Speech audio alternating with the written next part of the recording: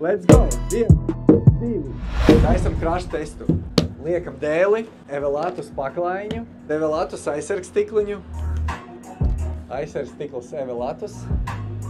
Protams, lai uztaisītu efektīvu krašu testu, mums jāsalīdzina Evelatus aizsargstikls ar mūsu konkurentu aizsargstikliem. 1, 2, es domāju 2 pietiks. Skatāmies mūsu konkurentu aizsargstikliņu. Lūk, viņš ir. Noņemam to plēvīti nost. Stikliņš, kurš tirgojas visos dažādos interneta veikalos un dažādās vietās. Parasts stikliņš. Tad mēs ņemam jaudīgāku stikliņu, kurš ir 9D, 9H, Glass Shield High Quality Tempered Glass. Liekam arī šeit, un tad ņemam, protams, Evelatus aizsargstiklu. Nu, lai tas krašu tests mums izskatītos perfekti un ideāli, mums priekš tā ir vajadzīgs āmurs.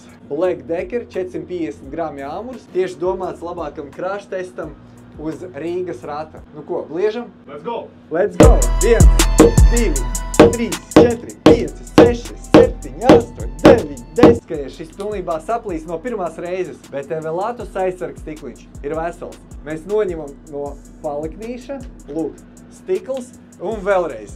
1, 2, 3, 4, 5. Evelatus aizsargstikliņš ir labākais aizsargstikliņš. Evelatus zīmols ir Latvijas zīmols. Tāpat kā Rīgas rats, tāpat arī Rīgas zīmols Evelatus. Izvēlies savējos.